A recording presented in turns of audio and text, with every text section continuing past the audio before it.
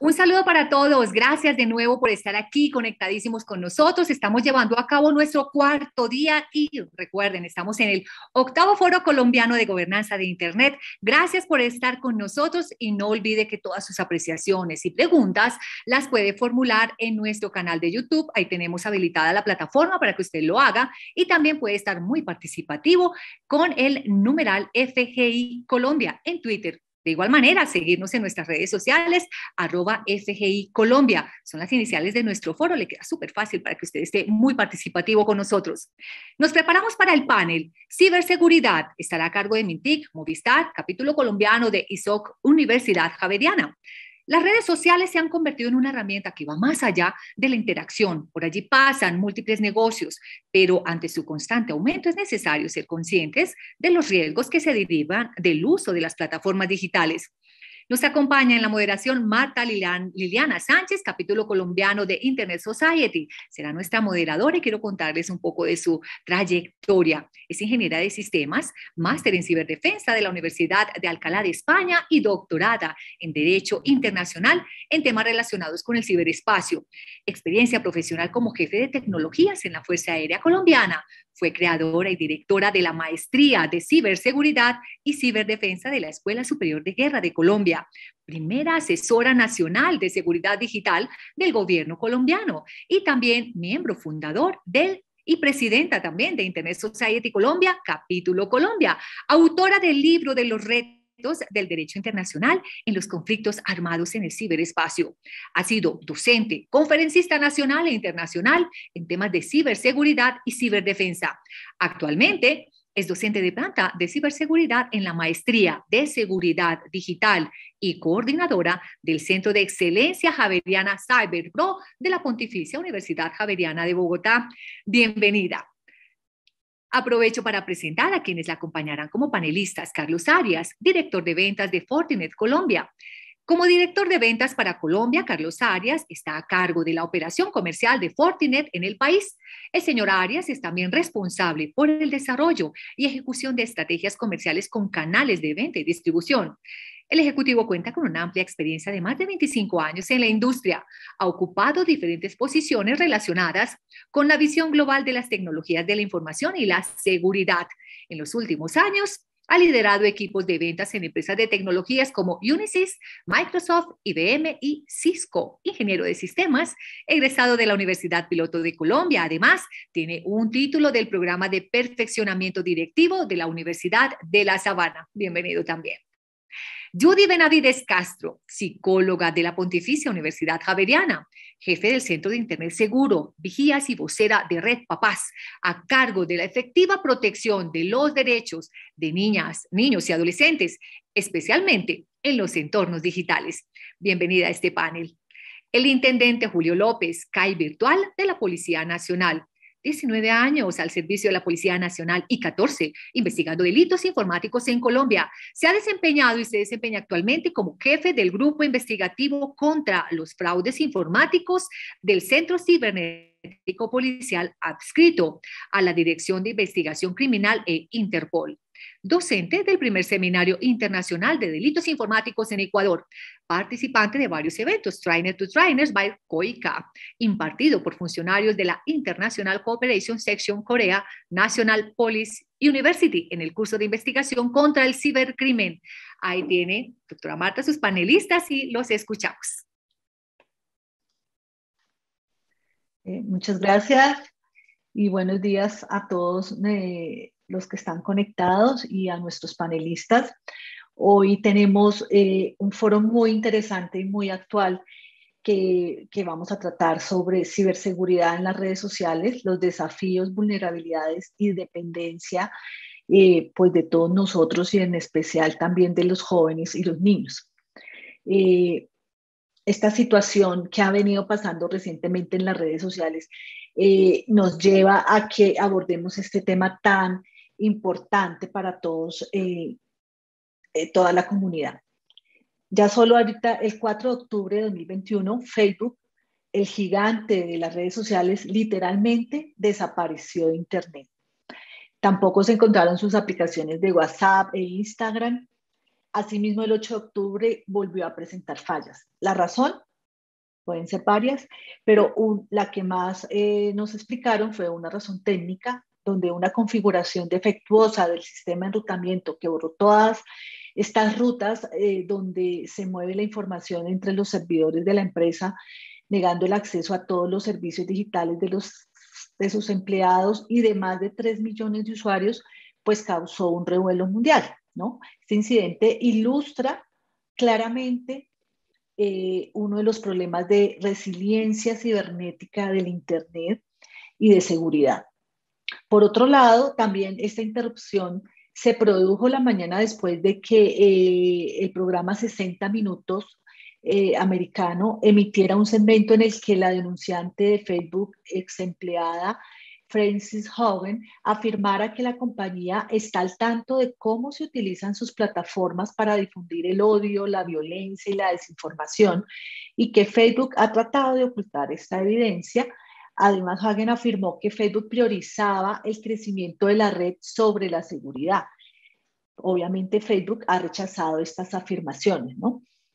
También la señora Hagen testificó ante el subcomité del Senado en una audiencia titulada Protegiendo a los niños en línea, que el efecto dañino que tiene Instagram sobre la salud mental de los usuarios jóvenes, teniendo en cuenta también que Facebook pensaba lanzar próximamente un Instagram solo para niños.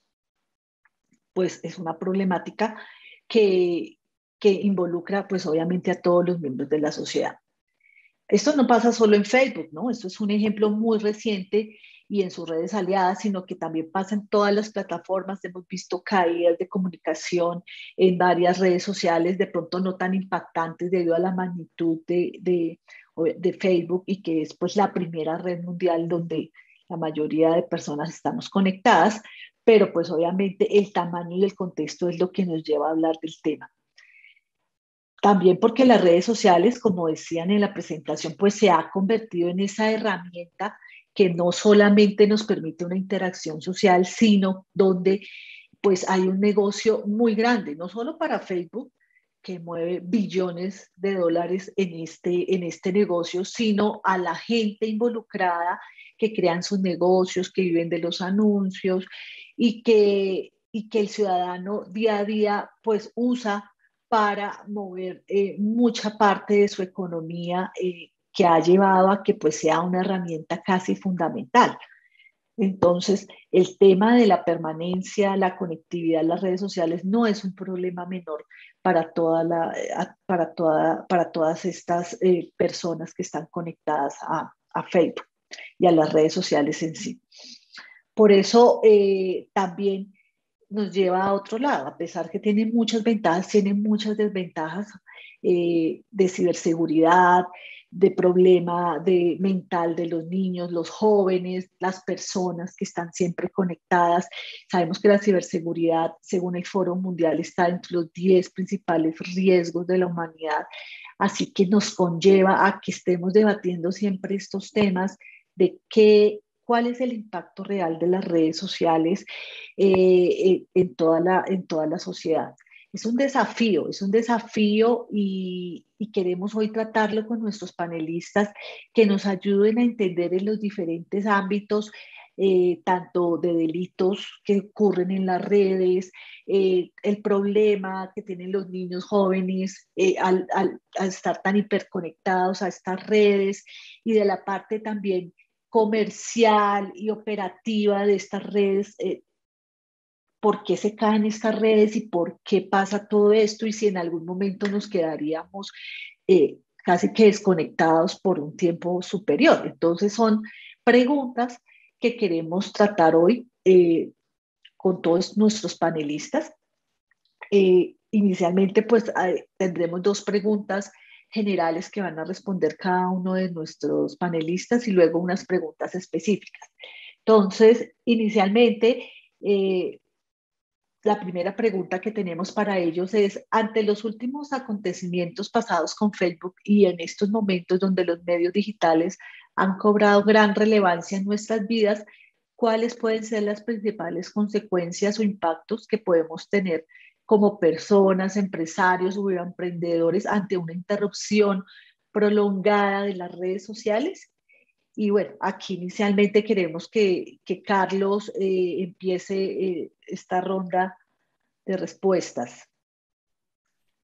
Gracias, Marta Liliana, y un placer compartir con Judy y con el Intendente López. Eh, Mira, Marta Liliana, yo diría en ese espacio, depende del uso de las redes sociales. Yo creo que las redes sociales han dado han venido dando unos brincos, no solamente tecnológicos, sino también desde el punto de vista del uso que se le está dando. Entonces, el impacto puede ser desde reputacional eh, hasta el impacto económico. Hoy hemos visto cómo estos portales y estas redes se han convertido en portales de negocios de la pequeña a mediana empresa, y al estar una red de estas sin servicio, pues Facebook debe tener más de 2 billones de personas o usuarios, y muchos de ellos han tratado de montar sus negocios virtuales en este tipo de redes. Entonces el impacto es desde el impacto reputacional, pasando por el impacto económico, financiero. Al estar una red de estas caída por tanto tiempo, pues no se pueden comercializar sus productos, no se puede hacer publicidad de los productos, y ese puede ser uno de los impactos mayores en términos del punto de vista del negocio, y de los negocios que están migrando hacia un espacio virtual. Eh, yo te diría que eso podría ser, Natalia. Eh, Muchas gracias, Carlos. Judy, ¿tú qué nos podrías decir respecto a estos principales impactos? Bueno, sabiendo que tú manejas todo el tema de jóvenes, niños y adolescentes. Claro, muchísimas gracias. Bueno, digamos que yo me iría como por dos líneas, complementando lo que ya ha venido mencionando Carlos, como para no ahondar en lo mismo, y es la primera en línea a la conectividad y el acceso que tenemos a las TIC. Digamos, como bien lo mencionabas en la introducción del panel, esta organización en particular tiene un acceso súper amplio, es uno de los grandes a nivel mundial, por supuesto, llega mucho más rápido, mucho más fácil, incluso mucho más eficiente que algunos gobiernos a ciertas poblaciones, digamos, por el caso de Colombia, para el territorio más rural. Esto impacta de modo que literalmente estas poblaciones dejan de estar conectadas, porque casi que estas vías son las únicas maneras de acceder a las TIC, a las realidades sociales fuera como de su contexto más inmediato, y digamos que obviamente el tema económico también va a tener un impacto, pero empezando desde el simple acceso, tenemos mayor posibilidad de acceso desde estas plataformas conocidas como redes sociales, que en muchas ocasiones de unas que deberían ser garantizadas para la población en general.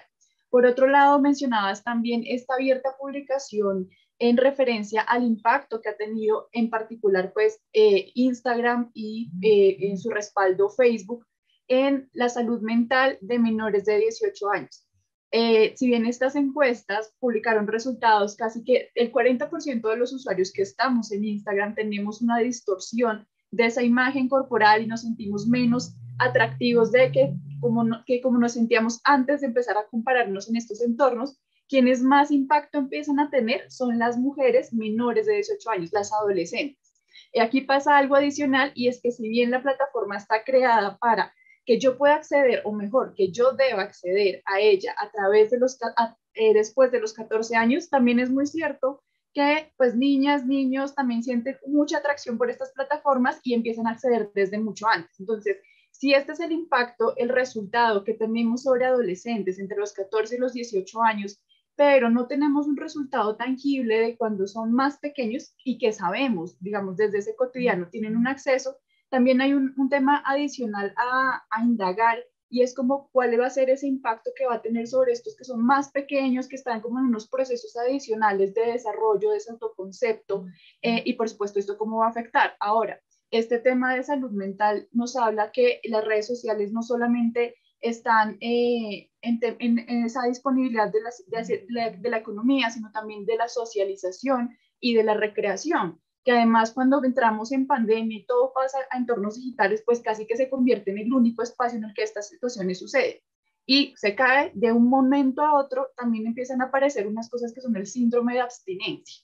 Es decir, estamos tan dependientes de esto que desaparecen y, pues, es decir, ¿con qué reemplazo yo esto si además estaba encerrado un poco dentro de casa? Entonces, digamos que son como los dos escenarios que quería resaltar como alrededor de esta pregunta.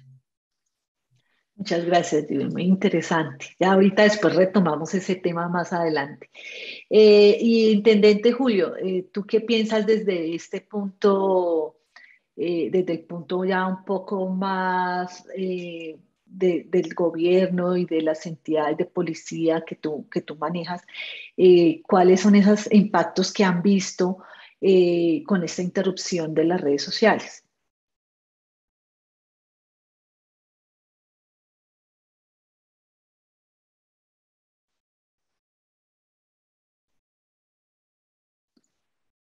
Eh, Creo que no lo oímos. Entonces, bueno, yo creo que tiene algún problema de conexión. Pero bueno, muy interesante lo que hemos venido hablando en este tema. Ahorita igual lo vamos a retomar con el intendente, otras preguntas. Bueno, una siguiente pregunta para ustedes es, ¿creen que hay una probabilidad de balancear la seguridad por un lado y el desarrollo económico que generan las redes sociales? ¿Es posible que podamos hacer esa balanza? Carlos. Y Martelina, yo creo que ese balance entre el acceso, nosotros le llamamos el acceso seguro a la información, es imperativo, ¿no? Eh, y la ciberseguridad en cualquiera de estas líneas de negocios, de comunicación, pues es un tema absolutamente primordial. Hoy, no solamente hoy todo lo llevamos hacia la pandemia, pero antes de la pandemia y después de la pandemia será un tema absolutamente transversal. Y es que las superficies de contacto con la información han cambiado y se han multiplicado dramáticamente. Hoy es normal estar uno, levantarse, tomar su celular, entrar a la información de la compañía, de la oficina, revisar múltiples fuentes de información, por lo cual también las superficies de ataque se han multiplicado. Y ese balance que tú mencionas entre la seguridad y el desarrollo económico es vital, y nosotros como usuarios finales, como entidades del sector público, del sector privado, debemos estar revisando permanentemente esos esquemas de seguridad a la información. Por un lado, uno como usuario debe estar buscando ese balance, pero también desde el punto de vista de las compañías. Hoy, todos los dispositivos que tenemos en nuestras manos, sean de nuestra propiedad o sean de nuestras empresas, están a disposición para acceder a la información. Por lo cual, tenemos retos en el manejo de la identidad, retos en el robo de la información. Hoy es normal escuchar de phishing, vishing, escuchar temas de ransomware, escuchar este tipo de situaciones que son tecnológicas. Y también es importante, Martelina, decir que hemos pasado de tener unos enemigos que eran estos hackers, que lo hacían por fama, ¿no? Lo hacían como por hacer alguna pilatuna. Hemos pasado de ese tipo de hacker hoy a tener organizaciones cibercriminales absolutamente enfocadas en el secuestro de información, en pedir dinero por ese tipo de cosas. Entonces, ese balance que tú mencionas debe ser, debe estar presente siempre en las estrategias de las compañías, pero también nosotros como usuarios debemos estar muy pendientes. Y por eso es importante dos cosas. Uno, la sensibilidad hacia este tipo de escenarios de seguridad. Y por el otro lado, también la capacitación.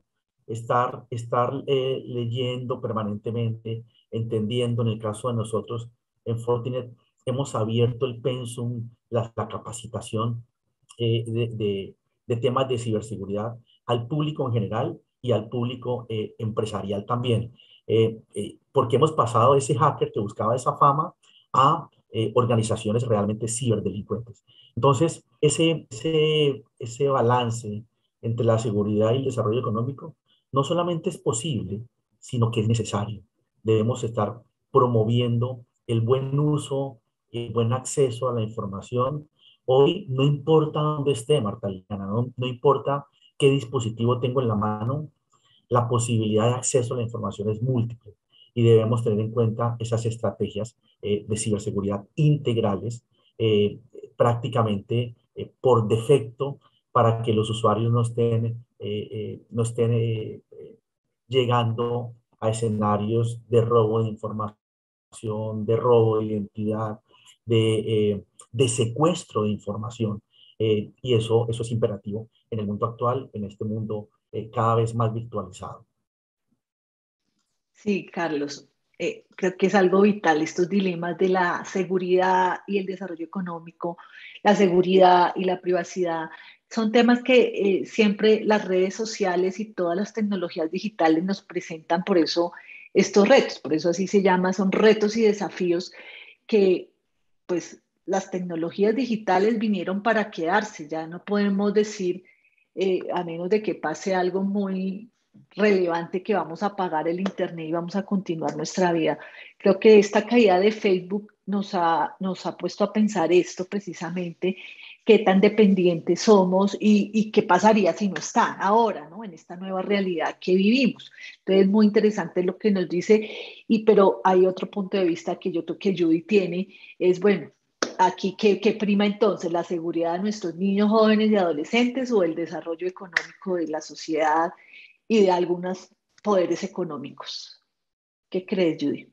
Bueno, digamos que ahí yo me uno mucho a la frase final que menciona Carlos y es en línea a, uno, es posible, pero además es necesario, es obligatorio que haya un balance entre las dos cosas. Bien, es cierto que voy a tener un sesgo por decir, no, primero vamos a tener el tema de seguridad y digamos que defiendo esto que denomino entre comillas sesgo, porque es posible. Digamos que aquí quienes tienen un mayor poder de acción en garantizar esa seguridad es como de parte de la industria, en particular de quienes están desarrollando estas plataformas, porque existen experiencias exitosas que desde el diseño de las mismas plataformas, de cómo me voy a pensar esa interacción de cara al público, puedo empezar a pensarme cuáles son esos niveles de seguridad en base también a la experiencia de otras que ya existen, de otras que ya han demostrado cuáles son esos vacíos o incluso de pensarnos a un mediano y largo plazo cuáles podrían ser esas potenciales consecuencias.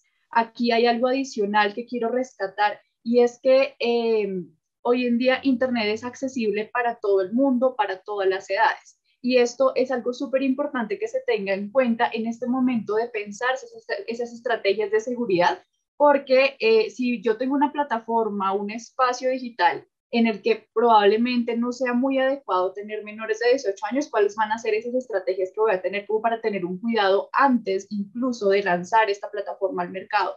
Existen opciones de generar pilotos, existen opciones por ejemplo, el tema de verificación de edad, que hoy en día el más frecuente es el de colocar la fecha de nacimiento. Existen muchísimas metodologías para hacer una verificación de edad mucho más eficiente porque para nadie es un secreto que esto es muy viable de generar un cambio.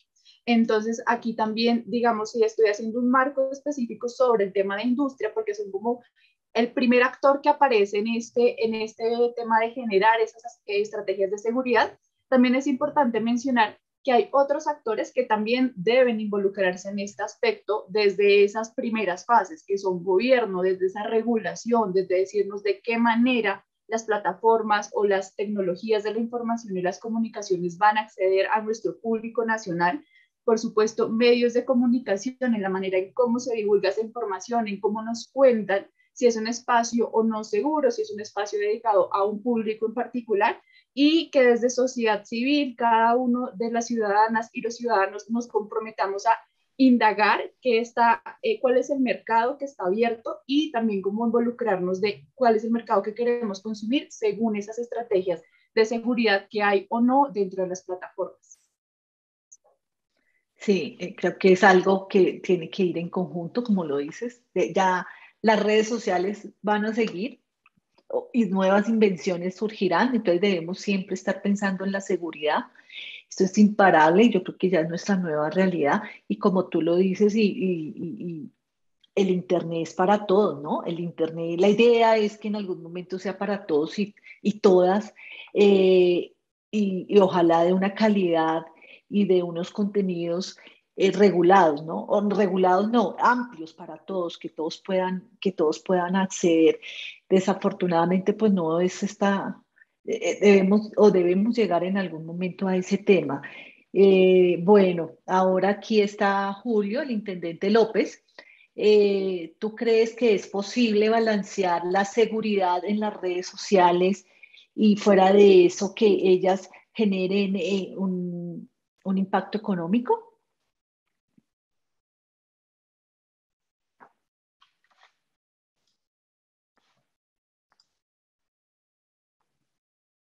Bueno, me decían que yo estaba conectada, pero creo que todavía tiene problemas. Pero igual este tema del balance también nos ha generado cada día más delitos cibernéticos, como decía ahorita Carlos, el fraude, el phishing, el smishing, todos los tipos de delitos cada día van surgiendo. Vemos ahora, digamos, que todos los días vemos ataques cibernéticos, no solo para los ciudadanos normales, las agencias del Estado, cualquier entidad está expuesta a un ataque, por más capas de seguridad que coloque. Entonces, esa seguridad que tú hablas de parte de la industria es importante que tengamos la seguridad hecha desde el diseño del producto, no al final estar pensando cómo le vamos a incorporar esa capa de seguridad. Entonces, desafortunadamente, lanzamos productos nuevos ahorita con el tema del Internet de las cosas, que es el boom, y lo que nos ha traído también esta problemática de inseguridad es que lanzan productos y después empiezan a ver si es seguros o como son tan económicos, pues no se justifica que le coloquemos seguridad, porque pues tú sabes que la seguridad vale plata también, entonces eso afecta el valor económico del producto que yo voy a lanzar, no lo puedo lanzar tan barato al mercado. Entonces, esa parte impacta mucho también a los usuarios que finalmente estamos consumiendo estos productos, ¿no? No les interesa o no es viable económicamente que hayan productos seguros porque pues se volverían más costosos. Entonces, creo que es un reto y un desafío que debemos manejar también desde la política pública, donde se exijan que a la industria que cuando generen productos o el gobierno lance una nueva aplicación, esto ya venga seguro, no que después empecemos a ver todo lo que pasa y empecemos a devolver la película. Es un reto importante. Bueno, vamos a ir un poco con las preguntas específicas porque esto ya ha avanzado mucho y ya el tiempo pasa. Entonces, Carlos, ya técnicamente, y tú que eres aquí como el experto en este tema, ¿por qué se caen las redes sociales? ¿Tú por qué crees que se caen y si puede llegar a haber un corte más prolongado de este tema? De un corte más prolongado de que se caiga una red social y dure no solo 6 horas como pasó lo de Facebook, sino que en algún momento pueda llegar a hacer un blockout mayor. ¿Qué crees, Mira, Carlos? Martelina y todo el auditorio, las redes sociales, así como cualquier sistema de información o cualquier aplicación web, cloud o aplicación de negocios, es hecha por humanos y como es hecha por humanos tiene un tinte de imperfección muy marcado. Pero como siempre, esto no es un sistema distinto a todos los que manejamos en el día a día, donde hay software, hay hardware y también hay procesos inmersos en todo esto. Digamos, leyendo y viendo el comunicado de prensa que Facebook sacó por esos días, Marta Liliana, Facebook habla que todo esto fue consecuencia de un error involuntario propio. estoy leyendo textualmente del comunicado de prensa de Facebook. Y continúa diciendo que la tecnología no está exenta de ello, de ese tipo de errores involuntarios y propios. Entonces, ¿por qué se caen las redes sociales? Básicamente, Marta Liliana, por este tipo de sistemas de información de alta disponibilidad, de alta concurrencia, eh, tiene momentos en los cuales estos sistemas deben ser actualizados. Y lo que mencionaba Facebook en ese instante fue que despacharon o dispararon una rutina de mantenimiento, la cual ejecutó un comando alrededor de todas sus redes, pero era un comando para evaluar disponibilidad. Y ese comando lo que hizo fue que eh, tuvo algunos inconvenientes con la red troncal global. Y claro, se habla de un error involuntario porque fue una rutina de mantenimiento disparada por algún funcionario, por algún empleado de mantenimiento de Facebook. Entonces, al igual que cualquier otro sistema, estas redes sociales tienen que ser permanentemente actualizadas, tienen que ser frecuentemente monitoreadas, y ese tipo de problemas fue el que se presentó con Facebook en su momento. ¿Qué otros tipos de issues, de problemas se podrían tener? Evidentemente un problema de ciberseguridad, donde haya múltiples sistemas disparando requerimientos a una de estas redes y traten de tumbar la red por ataques cibernéticos. Y quiero dar un par de cifras aquí, me parecen escalofriantes. Solamente en el primer semestre de este año, en medio pues, de esta pandemia, solamente en el primer semestre de este año, tuvimos en Colombia 3.700 millones de intentos de ataque. 3.700 millones de intentos de ataque. Nosotros en Fortinet tenemos un mapa de ciberamenazas que es público. Ustedes pueden acceder a este mapa en tiempo real y uno puede ver qué ataques está teniendo Colombia y todo el mundo, donde uno puede determinar inclusive qué tipo de ataque es. Si es un ataque de negación de servicios, si es un ataque que quieren explotar alguna vulnerabilidad. Y pueden verlo en amenazas o mapa de amenazas de Fortinet. Pueden entrar ahí y en tiempo real ver los ataques que estamos teniendo. Entonces, si hablamos de 3.700 millones de ataques en un semestre, pues calculemos qué tipo de cosas adicionales se pueden tener. Y también esto ratifica, Marta Liliana, Judy, todos, ratifica que ese temor que tenía el Foro Económico Mundial hace unos meses en pleno ojo de la pandemia, donde hizo un estudio y nosotros de Fortinet somos asesores del Foro Económico Mundial en el capítulo de ciberseguridad, y se hizo una encuesta en los principales presidentes de compañía en todo el mundo, preguntando cuáles eran sus principales preocupaciones. Y la número uno fue el tema de la prolongada crisis ocasionada por la pandemia. La número dos fue un posible disparo en bancarrota, en compañías cerrando puertas a raíz de la crisis. Y la tercera, un tema que era esto, temor a que se dispararan los fraudes y los ataques cibernéticos. Entonces, con este tipo de caídas de las redes sociales, ¿qué factores pueden influir? El factor técnico, el físico, el hardware, el software, por supuesto, los procesos que están inmersos en eso, y también el tema de el cibercrimen puede intervenir para ello. ¿Cómo se puede prevenir, Marta Liliana? Teniendo efectivamente nosotros como empresas, como usuarios, como gente del común, algunas prácticas de ciberseguridad, pero también desde el punto de vista empresarial, que es donde nosotros tenemos un gran foco de trabajo, desde el punto de vista empresarial, tener arquitecturas amplias, integradas, automatizables, que le faciliten la vida al usuario. Muchas veces le echamos la culpa al usuario de lo que está pasando, puede pasar, pero nosotros como organizaciones debemos tener arquitecturas completas de ciberseguridad con la CCIT, con la Cámara de Informática y Telecomunicaciones. Veíamos que el 83% de las empresas en Colombia no tiene claro un plan cuando son ciberatacadas. 83%. Entonces, también es un tema de previsión, un tema de planeación. Escúchame si me alargué un poquito, Marta Liliana, pero creo que fue una pregunta con muchas y muchos temas y que creía menester comentar.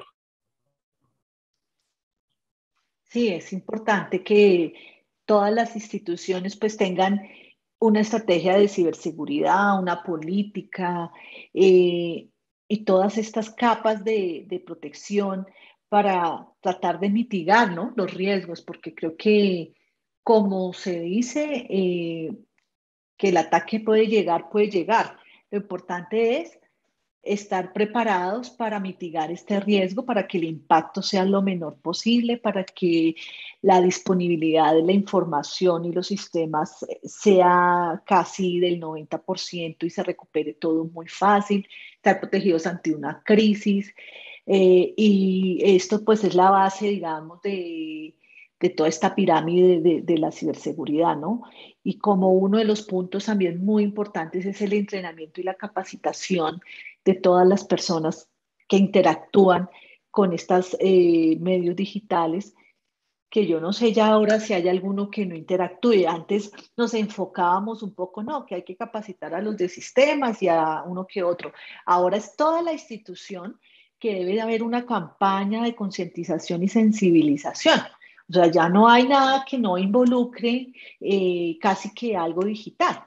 Yo creo que todos estamos conectados, ya todos los diferentes niveles de una organización, el ciudadano a pie, la gente de la tercera edad, ya los que se resistían, les tocó entrar al mundo, así sea por el celular, por todo esto y sobre todo aunado y potencializado principalmente por la pandemia, nos volcó a un cambio estructural de la sociedad digital que se había planeado para 5 o 10 años, que viniera ahora casi que en 8 meses tocó y obviamente nadie estaba preparado y el problema de la ciberseguridad pues subió, ¿no? El tema de la inseguridad subió, según como los reportes que tú dices que han hecho estos diferentes informes que han sacado, los delitos cibernéticos subieron del año pasado esto un 30%, un 30% y siguen en aumento con nuevas cifras. Entonces creo que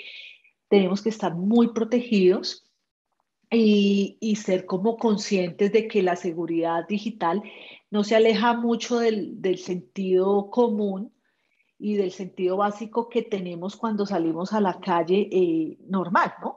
Nosotros no damos los datos ni las llaves de la casa en la calle, pues tampoco las demos en el mundo digital. A veces pensamos que esas son dos raciocinios diferentes y si solamente le ponemos sentido común, pues en la mayoría de las veces nos vamos a librar de un ataque, ¿no? Porque estos delincuentes van tan avanzados y son tan creativos que uno no se da cuenta que está siendo engañado hasta que esto empieza ya a difundirse y decir, no, mire, esto es un ataque.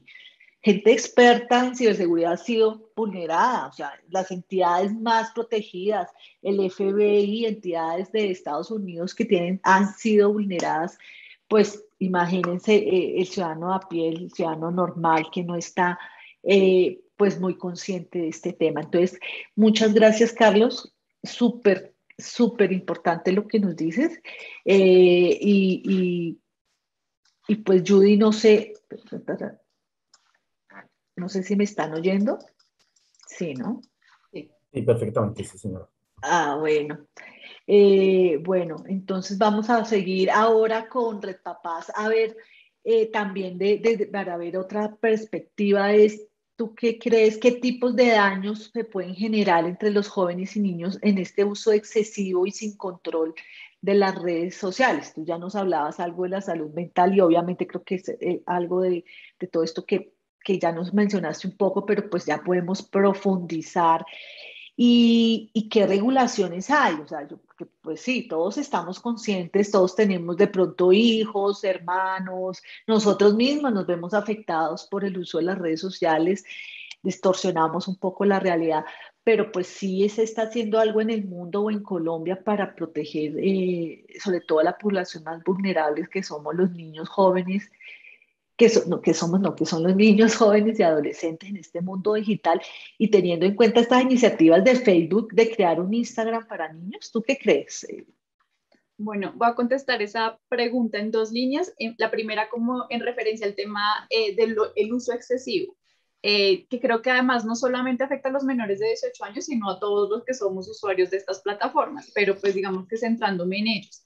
El primer tema con el uso excesivo, que de hecho hace parte de esos resultados que nos comparten desde Instagram en esa investigación que realizan, es el tema de la distorsión de la autoimagen. Y esta distorsión tiene como varios pedacitos, el tema del valor propio que voy a tener yo, si me siento o no atractivo en comparación como a todos esos estereotipos que estoy mirando dentro de las redes sociales y en referencia a la noción de éxito. Y aquí podrán haber comentarios en línea, toda la vida hemos tenido estereotipos y es cierto, pero los estereotipos anteriormente, digamos que eran unas cosas inalcanzables, que eran unas personas súper lejanas con unas condiciones muy diferentes a las nuestras. Con redes sociales pasa algo y es que esos estereotipos o ese ser perfecto que yo veo en esa red social no es tan lejano a mí. Y como no es tan lejano a mí, es mi vecino, es mi amigo, es mi compañero de clase, como que digo, bueno, porque a él le va tan bien si somos muy pares y a mí me va tan mal. Y es como esa noción que mejor dicho, perdemos la noción de realidad que puede estar en una red social versus en un entorno físico. Que no significa que esas cosas no sucedan, sino que no publicamos las cosas que no nos parecen agradables o que sentimos muy de resolver las personales y es una cosa que se va perdiendo esa noción.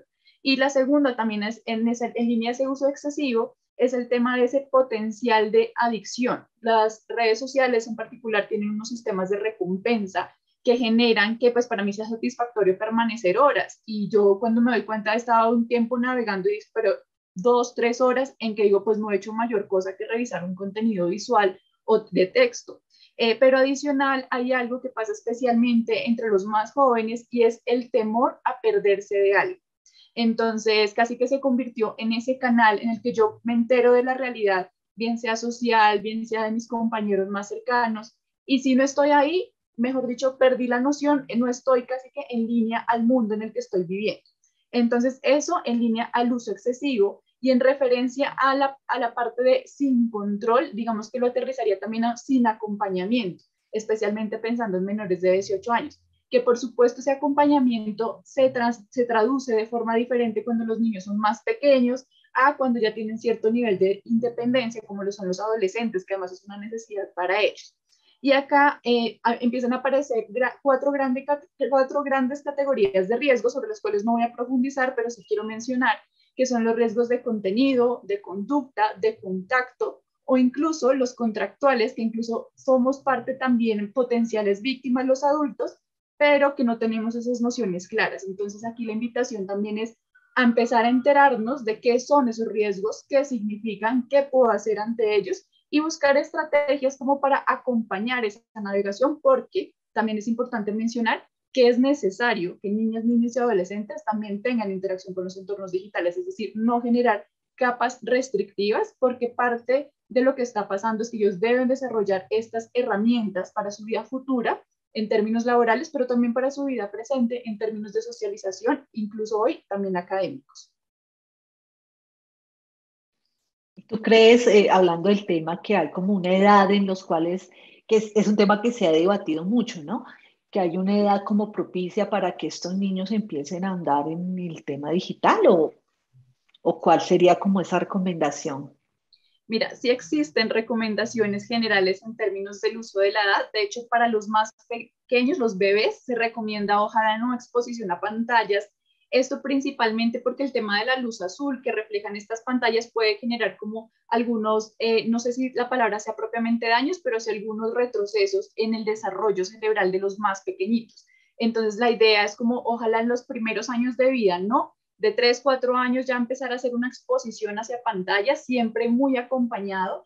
Y aquí hay algo que, digamos, la literatura empieza a decir como, mira, alrededor de los 12, de los 14 años, ya podemos empezar a generar un poco más de independencia del uso de las plataformas, es decir, que ellos ya tengan sus espacios de navegación privado, pero aquí hay un pero muy grande y es lo que siempre mencionamos en mamá, papá o ese cuidador primario el que mejor conoce a su hija o a su hijo, o sea, es la persona más idónea para decir, le permito esto antes o le permito esto después, pero por supuesto siempre recomendamos que haya una navegación acompañada, desde el diálogo cotidiano, desde la disposición de pantallas, desde el uso de controles parentales. Estrategias hay muchas, pero entonces digamos que a lo que voy es como nosotros como acompañantes de ese niño somos quienes mejores sabemos cómo regular o acompañar esa navegación. Sí, total. Yo pienso que siempre uno conoce sus hijos o sus adolescentes que tiene a cargo y pues nunca se deben dejar solos, ni para las redes sociales ni para otros temas, siempre con un acompañamiento. Creo que es muy necesario. Muchas gracias por esta observación. Bueno, vamos a seguir un poco entonces ahora desde otra óptica, digamos ya aquí con el intendente y del Centro Cibernético Policial. Eh, ¿Qué crees de qué manera son usadas las redes sociales por los ciberdelincuentes? Sabemos que, como decíamos ahorita, los delitos han venido aumentando un 30%, y la pandemia ha potencializado esto. Entonces, ¿cómo son usados estas redes sociales o qué también delitos ustedes han detectado que han sido más registrados en las plataformas que ustedes manejan de denuncia? Intendente Julio López. Muy buenos días, doctora. Muy buenos días a todos. Intendente Julio López, en estos momentos como jefe del Grupo Investigativo contra los Fraudes Informáticos del Centro Cibernético Policial. En cuanto a esa pregunta, me gustaría devolvernos un poquito en el pasado y comentarles que el término de redes sociales, que pues sí está muy masificado por el tema del uso del Internet, es importante mencionar que las redes sociales existen desde mucho tiempo atrás. Entonces, hemos tratado de colocarle un apellido a redes sociales y le llamamos redes sociales en Internet. Porque si, por ejemplo, el Facebook o el Instagram, que lo nombraba ahorita la doctora, el Instagram de antes del Internet, era ir a visitar la casa de los abuelos, mirar los álbumes fotográficos con los monovisores y todo este tema, ahí los riesgos pues eran menores. Pero con lo que dice la doctora, el incremento de los delitos informáticos, el tema de la pandemia que disparó impresionantemente las estadísticas, porque todo el mundo no todo el mundo, en sentido figurado, las personas desde la casa lo que hacían era acceder al internet, se desesperaban pues sin hacer nada. Hay muchas personas que les desestresa hacer compras. El tema del shopping desestresa a muchas personas. Entonces ese shopping lo hacían era en internet. Y ahí es cuando viene lo que dice la doctora, el tema de los delitos en las redes sociales por internet. ¿Qué delitos podemos decir que se incrementan? Porque pues depende del ambiente social y depende del perfil del ciberdelincuente.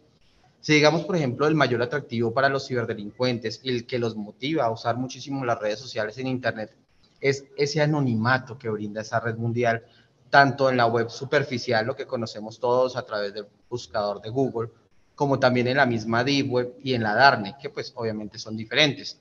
Porque allí en la Darknet también se pueden hallar redes sociales con nombres incluso muy similares a Facebook, digamos, Torbo, por decir un ejemplo, con el agravante para nosotros como autoridad, como agencias de ley, y el beneficio para los usuarios, que allí tienen privilegios como la libertad de expresión, sus videos e imágenes sin censura, demás actividades ilícitas o ilegales, comercio de estupefacientes, de drogas sintéticas, asesinos a sueldo que se postulan dentro de páginas de clasificados, algunas redes sociales de estas que se encuentran en la Darknet, exclusivamente y muy ocasionalmente censuran el contenido de lo que hablaba la doctora Judith, el contenido de niños, niñas y adolescentes con contenido sexual explícito. Esto es lo que en algunos casos censuran, pero de resto, en la Darknet es complicado tener un control, precisamente porque hace parte de esos nodos que para poder nosotros bloquear esos nodos tendríamos que bloquear 80,000 nodos y pues obviamente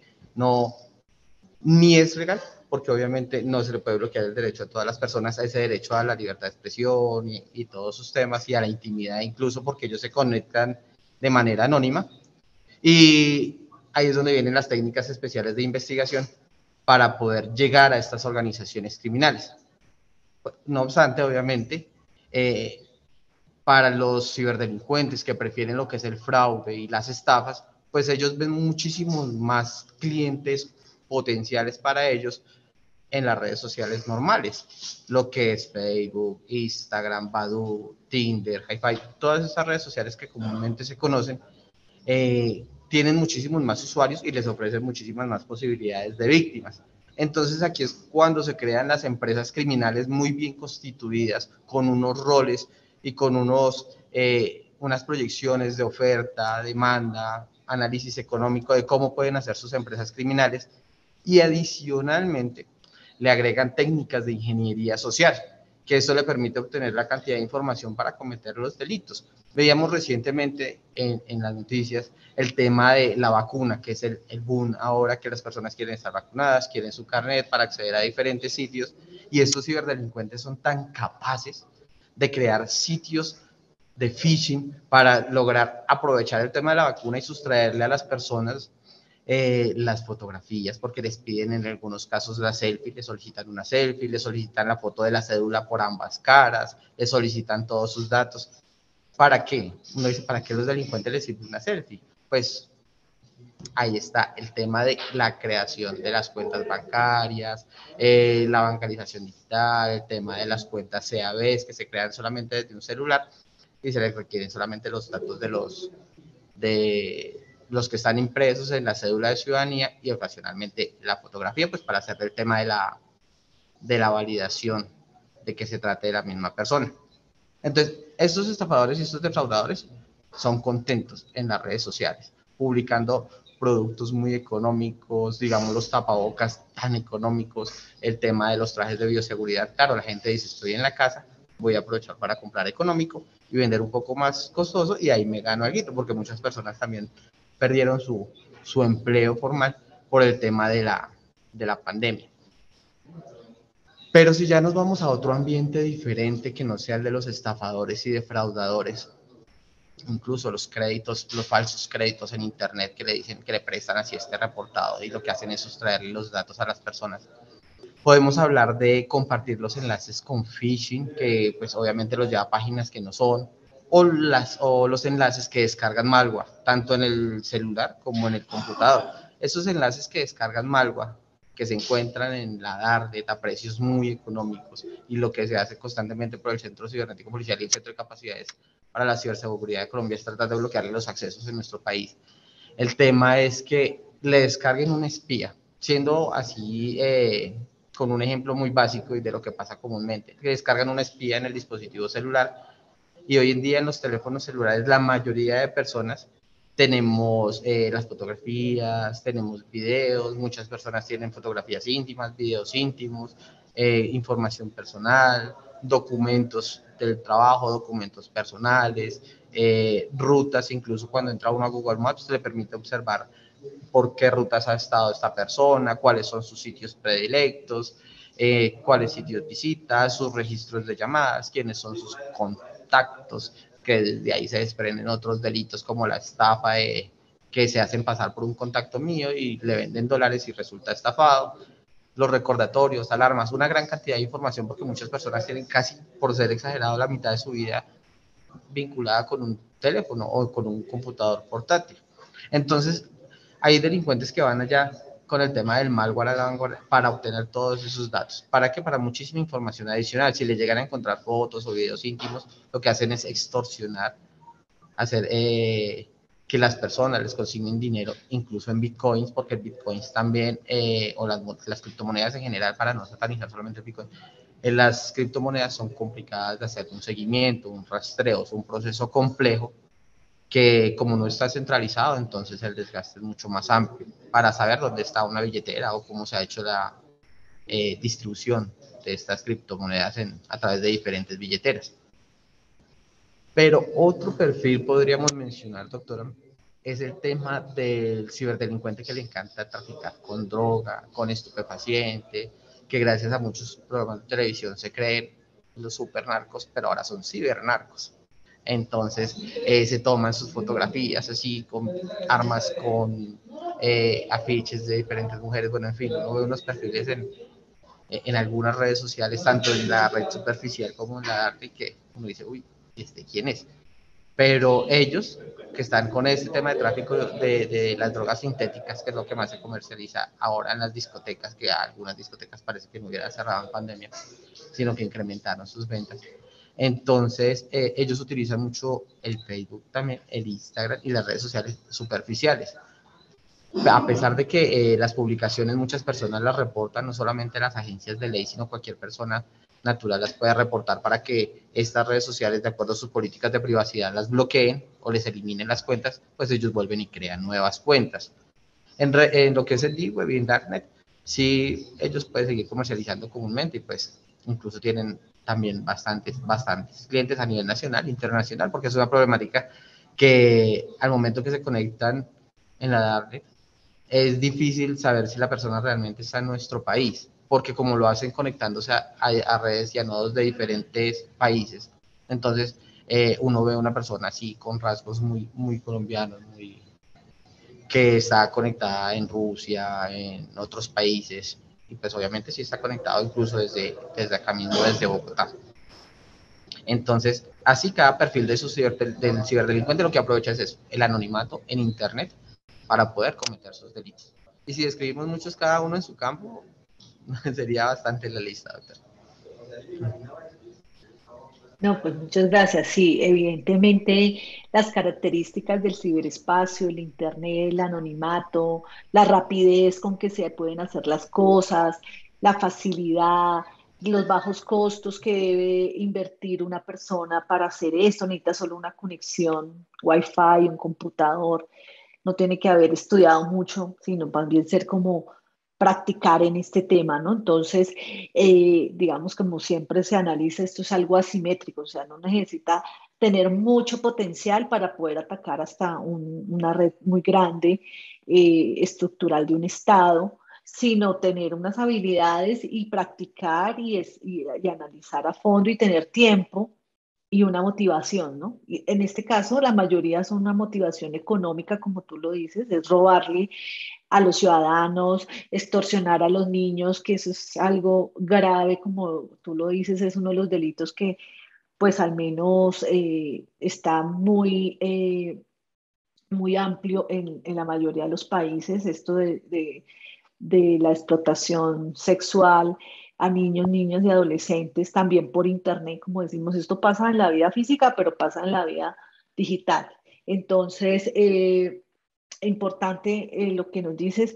¿Tú cómo crees que esto se puede reducir, Intendente López? ¿Cómo podríamos, qué medidas debe tomar pues, la sociedad para minimizar un poco todos estos delitos que pasan por las redes sociales? Interesante, doctora, porque esto es un compromiso tanto del Estado como del mismo usuario. Si no podemos, digamos, delegar toda la carga a una sola persona o a una sola organización, porque podemos decir que desde el año 2009, que fue que en enero, empezando el año 2009, se sanciona la ley 1273 para incluir 9 tipos penales dentro del Código Penal colombiano. A pesar de eso y de el incremento, por decir así, en el quantum punitivo para las personas que cometan estas conductas o estos delitos informáticos, se incrementó. Podemos decir que actualmente el panorama delincuencial nos permite ver el incremento de 11.000 denuncias por un hurto por medios informáticos del año pasado a más de 12.000 de este año, en solamente hurto por medios informáticos. Ya si nos vamos a la violación de los datos personales, que casi que se duplica, pasando de 5.900 en el 2020 a 9.500 en el 2021, la sola violación del dato personal casi que se duplica, precisamente por eso, por la obtención que tienen de todos nuestros datos personales. Hay muchas personas que quizás por exceso de confianza o por el desconocimiento brindan sus datos personales en Internet, eh, permitiendo que ahí se brinde el génesis del fraude, el génesis del delito informático. Es difícil y uno quisiera como adecuar esas víctimas como por edades, como para decir quiénes son los más afectados y quizás la población más joven, la generación X, la generación Z, los centennials, los millennials, que es lo que se escucha en todo lado. Y cuando las víctimas llaman a hacer sus reportes en el CAI virtual o escriben a través del chat que está habilitado las 24 horas del día, los 7 días a la semana, y lo que podemos apreciar en estos reportes de incidentes es que la mayor cantidad de víctimas por ciberdelitos son las personas jóvenes. A pesar de que tienen más conocimientos en el mundo tecnológico, eso les permite llenarse de confianza y tomar más riesgos, ya sea por irresponsabilidad, por exceso de confianza, o lo que decía incluso la doctora Judy, la adicción a las redes sociales. Es más fácil que una persona de menor edad, por decir más joven, esté dentro del celular en sus redes sociales 2, 3, 4, 5 horas, gracias a que le brindan esos likes, esas reacciones, que les sube ese orgullo y les hace estar ahí cada vez más, volverse adictos a las redes sociales, esa es la palabra, y al internet en general, a las compras y a estar consultando cualquier cosa. Uno a veces aquí dentro del Centro de Capacidades para la Ciberseguridad de Colombia verifica cuáles son las preguntas que más hacen. Hay preguntas que le preguntan, hacen consultas en Google como si le estuvieran preguntando a alguien al otro lado del computador, ¿por qué me pasa tal cosa? Y uno dice, pues Google no va a decir, muchacho, mire, le pasa. No. Entonces, quizás es como que sienten ese tema de interacción como si otra persona al otro lado los estuviera escuchando. Entonces ahí es donde uno dice, ¿qué podemos hacer para tener un ambiente digital, lo que la decía, como más seguro, como más tranquilo? Es cuestión de disciplina, de conocer el tema de cuáles son los ciberdelitos que se pudieran hacer por parte del Estado, más campañas, porque pues nosotros hacemos campañas, pero no alcanzamos a hacer la difusión completa de cómo están estafando a la gente, cómo la están defraudando, por qué los extorsionan, que el solo hecho de tomarse una fotografía y subirla a una red social, dejarla de manera pública, ya se pierde el dominio total de esa fotografía. Puede que la tenga nada más para los contactos, pero si los contactos lo pasan a otros contactos y va pasando de mano en mano, es como el ejemplo del COVID, ¿sí? Se va pasando de persona a persona. Y así pasa con estas imágenes. Y después resultan ahorita que está muy de moda que los ciberdelincuentes crean sitios web con el entorno gráfico muy similar a una red social y colocan la fotografía, digamos, la mía, por colocarme como víctima, colocan la fotografía ahí como si yo fuera un modelo que vende contenido sexual explícito.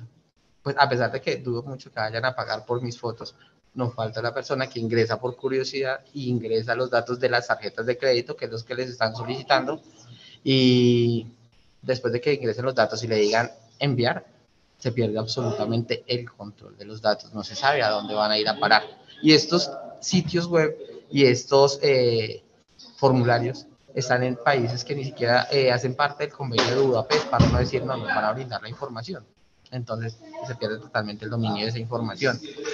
Ser más cuidadosos ante lo que se ve en Internet es una sugerencia muy grande que se le hace a la ciudadanía, porque el hecho de que el enlace diga que nos lleva al CAI virtual, por dar un ejemplo, ese enlace no necesariamente nos tiene que llevar al CAI virtual, sino que los ciberdelincuentes saben que un hipervínculo lo pueden redireccionar al sitio que ellos quieran, y al momento que uno le hace clic desde el computador o que lo toca desde el celular, lo puede estar llevando a un sitio que tiene malware, que tiene phishing, que le controla el dispositivo, que le instala incluso caballos de Troya en su dispositivo.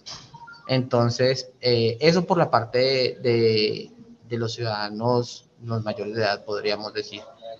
En cuanto al tema de los niños, niñas y adolescentes que están en Internet, requieren un poco más del compromiso de sus tutores, de los padres, de las personas que están con ellos, porque se han generado bloqueos de algunos videos, rondas infantiles que están en Internet, que en la mitad de la ronda infantil, de que la vaca Lola y la vaca Lola le envía publicidad para llevarlos a sitios de redes sociales oscuras que le solicitan fotografías, empiezan a hacerles el tema del grooming, a creer que son amiguitos de ellos del colegio, que envíenme una foto, que qué está haciendo, y esos amiguitos, supuestos amiguitos del colegio, lo que son es adultos, delincuentes que están hurtándole las fotos a los niños y después los extorsionan, como sabe que el niño no tiene plata. Entonces le dicen, no, envíeme una foto así, y así, y así, o un video así, o le digo a sus papás, usted verá. Y ahí es donde se desencadena todo el delito, que era lo que habla también la doctora, que ellos conocen muchísimo este tema de estas modalidades en Red Papás, que es un excelente aliado para luchar contra los ciberdelincuentes que atacan a los niños, niñas y adolescentes. Por parte, digamos, ya a nivel de Estado, a nivel de agencias de ley, lo que podríamos sería solicitar o buscar el apoyo de lo que son las empresas prestadoras de servicio de Internet, que se comprometan también con la seguridad en Internet, almacenando en sus repositorios información de la conexión de las personas por más tiempo, por un tiempo superior a 3, 6 meses, para poder como entes investigadores obtener esa información que nos acerca a quiénes son esas personas responsables de cometer estas conductas punibles. Incluso los mismos bancos.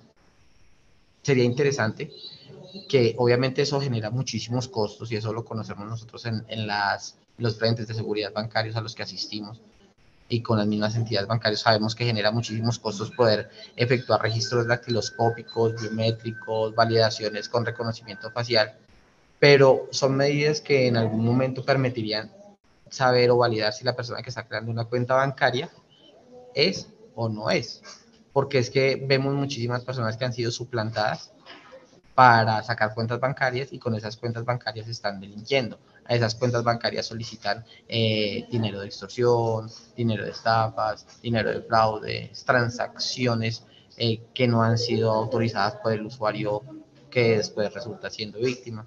Entonces sería como esos aportes de cada una de las entidades y entre todos podemos hacer de Internet, si bien un ambiente seguro, porque es difícil, sería como el ideal, pero sí por lo menos un ambiente más confiable, que las personas que sepan que reciben un enlace a la página del gobierno, cualquier página, sepan que a donde están ingresando sí es, y no que los va a llevar a una página que en vez de ser al CAI virtual, lo lleve al CAIL virtual, y en el CAIL virtual, por una L que le colocan en el Type Square, pueden ver cosas que realmente no están ajustadas y no son la página del Centro Cibernético Policial, por nombrarlos como ejemplo.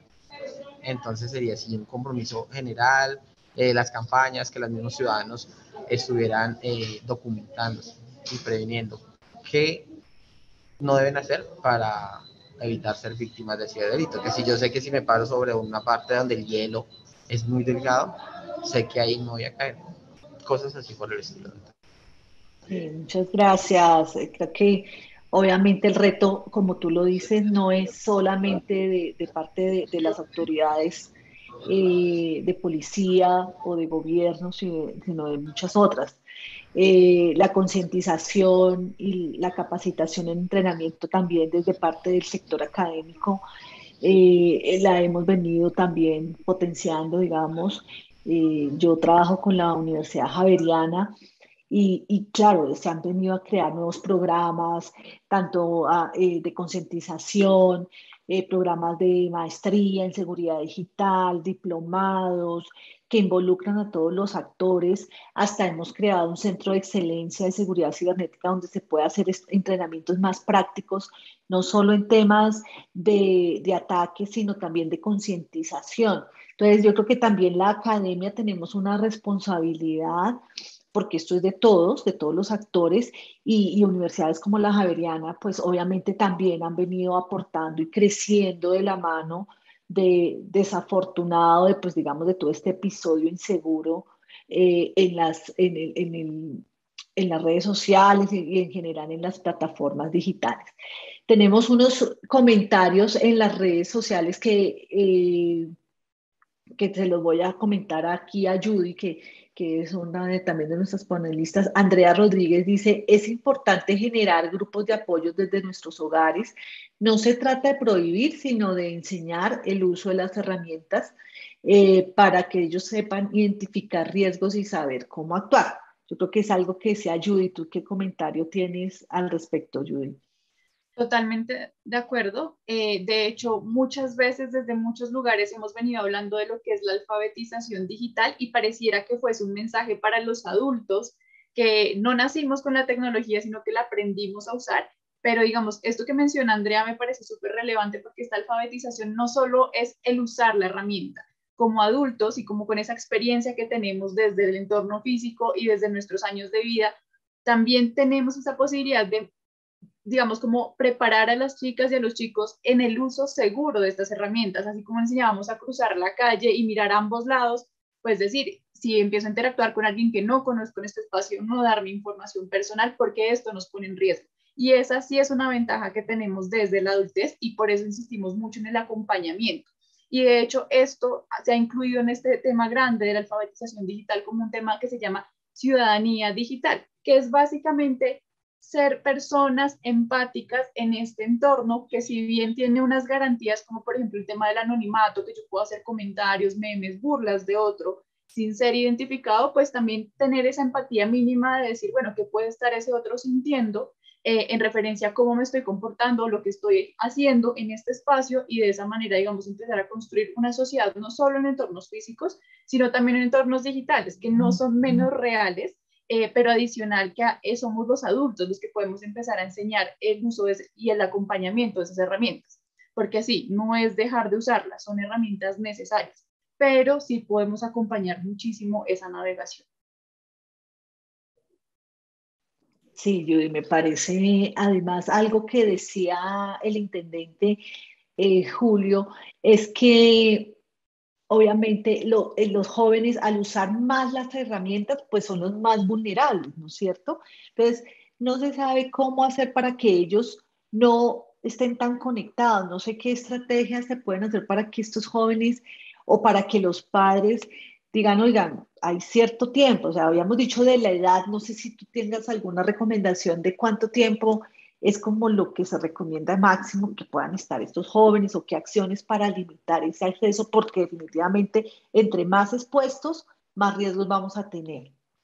Aquí te cuento que al principio, cuando recién llegaron los entornos digitales como a las realidades sociales, hablábamos de unas horas muy puntuales de exposición, que se decían eran 2, eran 4, eran 6. Pasa algo con el tema de la migración de todas las actividades a entornos digitales, pues resultado de la pandemia por COVID-19, y es que nuestra exposición es altísima, es decir, no, nadie puede decir hoy en día que tiene menos de 4 horas de exposición a las pantallas.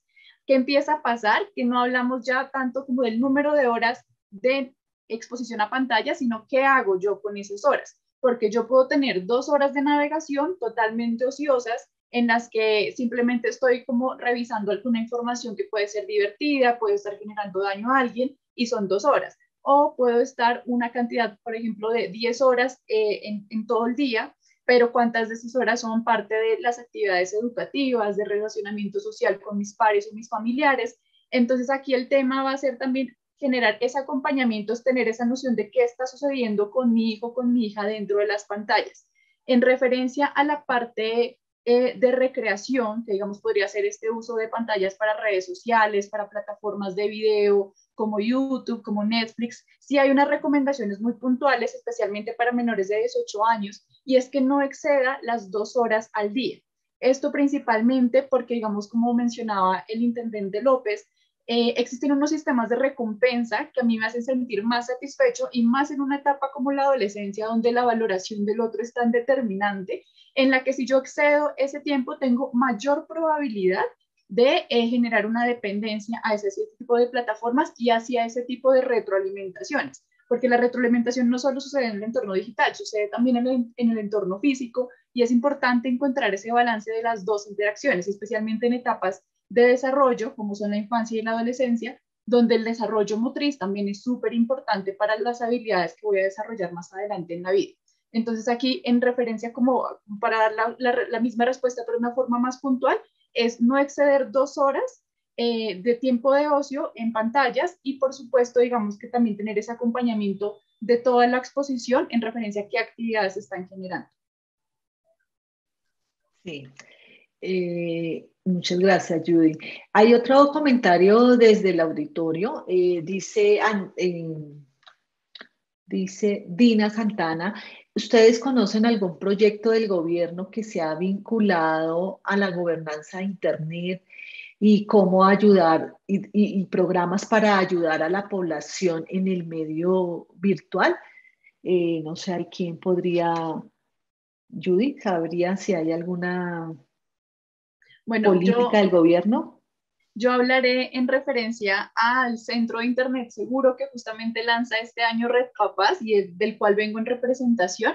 Y es una estrategia que queremos afianzar en Colombia para acompañar esa navegación segura, especialmente de menores de 18 años, desde muchos ámbitos.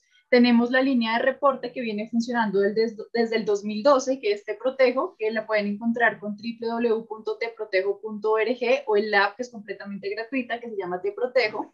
Y aquí contarles que solamente en el 2021 hemos recibido más de 22.000 reportes y el 96% de esto corresponden a situaciones en los entornos digitales. De hecho, el 90% de los reportes que hemos recibido este año corresponden a lo que es material de explotación sexual, lo que hablábamos del delito de pornografía con personas menores de 18 años. Entonces, estas cifras y estas situaciones nos llevaron a pensar, bueno, hay que hacer cosas más fuertes desde la prevención.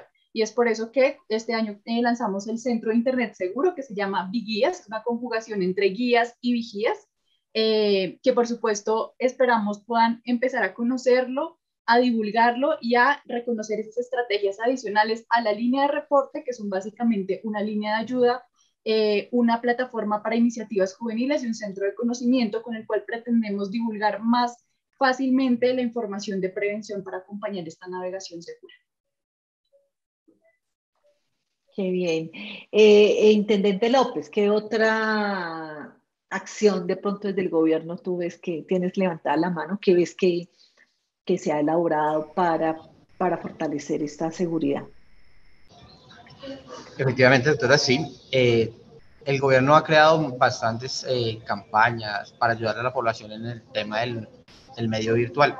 Lo que puedo hablar desde el Centro Cibernético Policial, el Centro de Capacidades para la Ciberseguridad de Colombia, C4, la Policía Nacional, tiene a disposición desde hace más de una docena de años el CAI virtual de la policía.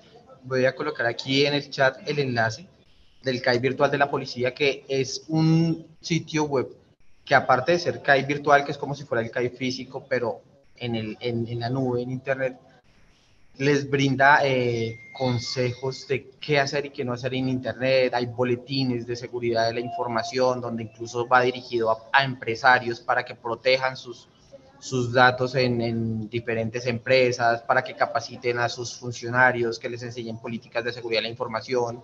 Hay infografías que hablan de las modalidades de phishing, smishing, bitching, cuando les secuestran la SIM card de los celulares a las personas para victimizarlas y sacarles el dinero de sus cuentas bancarias. Todo este tipo de infografías están posteadas ahí en este sitio web del CAI virtual del Centro Cibernético Policial, para darle a conocer a la gente, a la ciudadanía en general, cuáles son las modalidades y cómo se pueden cuidar, dónde no deben hacer clic, cuáles son los phishing más comunes.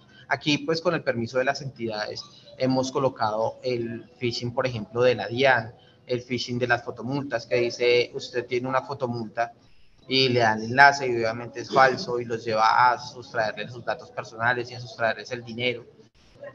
Todo esto de prevención lo podemos ver en la página del Centro Cibernético Policial del CAI Virtual, www.caivirtual.policia.gov.co. Ese es el medio que nosotros podemos brindar, a pesar de que sabemos que también en el ambiente académico, lo que decía la doctora, varias universidades, la Universidad Javeriana ha hecho una excelente labor con el tema de ciberseguridad. Más universidades dan estas charlas incluso gratuitas. Algunas cobran solamente el certificado, pero si yo deseo tener el conocimiento, yo como ciudadano del común deseo tener el conocimiento y no el certificado, va a ser totalmente gratis. Y muchas entidades académicamente. Entonces, es como el tema de el querer aprender, y pues uno en esas mismas redes sociales puede ir informándose, porque el CAI virtual no es ajeno a eso. Nosotros tenemos Facebook, tenemos Twitter, tenemos Instagram. Por parte de la Policía Nacional hacemos muchísimas recomendaciones en el TikTok. Tenemos nuestra youtuber Andrea María Verano, muy allegada a ella, a los niños por su forma, su carisma, cómo se expresa, a los jóvenes.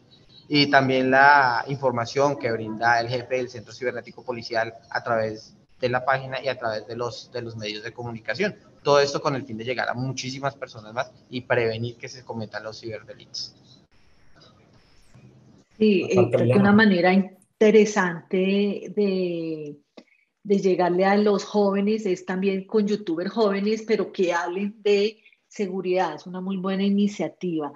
Y Carlos, también ahora de parte, desde parte de la industria, también qué iniciativas han venido desarrollando o alianzas con algunos otros sectores, porque ya vimos que el gobierno es solo una de las partes en este ecosistema, ¿no? Tenemos otras entidades y antes de que tú me digas, tenemos acá un comentario de Andrea, dice que también, digamos, entidades como Colnodo, que hace parte de la mesa de gobierno digital, han hecho, tienen una escuela de seguridad digital donde se habla de higiene digital. Entonces, mira que son diferentes iniciativas que van surgiendo en todos estos actores para ayudar a esta problemática de la inseguridad en las redes sociales. Entonces, Carlos, ¿tú qué otras iniciativas ves desde ese sector tuyo? Sí, sí, me gustaría compartir, Marteliana, un par de iniciativas adicionales. Una es, nosotros como Fortinet hemos abierto nuestro pensum de capacitación formal a todo el público. Y hoy en día una persona puede entrar a nuestro site de capacitación training.fortinet.com y poder seguir los cursos formales en temas de ciberseguridad, en temas de networking, en temas de cloud y llevarlos a cabo. Y esto los prepara para poder obtener las certificaciones como Network Security Expert, que son certificaciones válidas a nivel mundial. Yo me certifico desde acá y esa certificación es válida a nivel mundial. Un segundo punto que estamos haciendo desde la empresa privada, de las empresas de tecnología, hacia el sector privado y público, es que estamos teniendo un pensum también de sensibilidad en temas de ciberseguridad, donde las compañías pueden acceder a un sistema de capacitación virtual y realmente es democratizado a disposición de toda la comunidad empresarial. El pensum nuestro de sensibilidad en ciberseguridad, desde el empleado número 1 hasta el empleado número N de la compañía, sin importar su rol, toda aquella persona que esté trabajando en una empresa puede acceder a estos sistemas de capacitación virtual y la empresa como tal puede saber el avance y hacer seguimiento sobre esa capacitación que la gente está tomando. Y lo tercero es con el Estado, con el Ministerio de TIC. Hemos firmado un acuerdo de cooperación para poner a disposición también de temas de capacitación en ciberseguridad abierto a todas las entidades que ingresen a MINTIC y puedan tomar ese tipo de capacitaciones. Hoy nos estamos encontrando con que hay un tema hay un reto en la generación de gente capacitada, de talento alrededor de redes, de ciberseguridad, de acceso seguro a la información, de cloud, de inteligencia artificial. Y con esto estamos tratando de hacer este tipo de apoyos al empresariado colombiano y por ende a la gente que trabaja en estos medios. Yo te daría esas tres iniciativas, Marta Liliana. Bueno, pues creo que hemos visto diferentes iniciativas de todos los sectores aquí representados hoy. Esto es un trabajo conjunto, un ecosistema. De pronto a veces se ve como una falta o un déficit de articulación de todas estas iniciativas para poder impactar más efectivamente a todos los sectores y a todas las edades, porque no podemos, obviamente los jóvenes, niños, adolescentes son como la parte más vulnerable o la gente de la tercera edad también, porque entraron muy tarde a empezar a usar las herramientas digitales, pero creo que todos en cada una de las áreas estamos vulnerables, necesitamos concientización, necesitamos entrenamiento, necesitamos que la industria se ponga a hacer su trabajo de sacar herramientas, productos ya seguros desde el inicio, que las entidades también sociales, protejan todo el acceso a Internet, ¿sí? Ayuden a proteger que haya acceso a Internet, que esté la neutralidad de la red, que no hayan bloqueos indiscriminados por parte de órdenes del gobierno, judiciales también, sino como decían, que se respeten los derechos, que la gente se pueda expresar, pero que también haya esa retroalimentación de nuestros adultos, nuestros acompañantes, de todos estos sectores que puedan ayudarnos, ¿no? Que en realidad haya una reacción efectiva de las entidades judiciales, policiales ante las denuncias para ir mitigando este flagelo. O sea, es algo que vemos y que cada día esto va progresando, cada día el impacto va a ser mayor. Entonces yo solamente quiero pues darle las gracias a todos ustedes porque ha sido valioso esos aportes de cada una de las vistas. Yo creo que hoy nuestra audiencia pues puede quedar que se le dio casi que una visión de 360 grados sobre esta problemática tan actual que es el uso de las redes sociales y la ciberseguridad.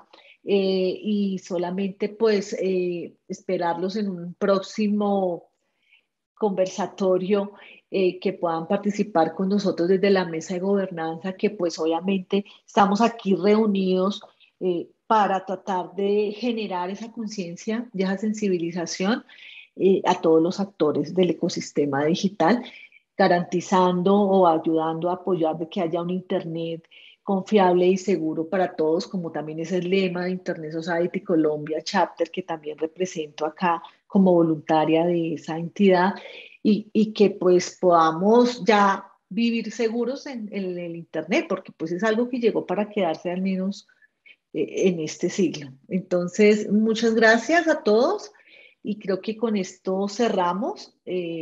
Ya también hicimos las preguntas del auditorio, entonces, gracias a todos por su Muchísimas gracias a participación. todos. Muchas gracias. Gracias a ustedes.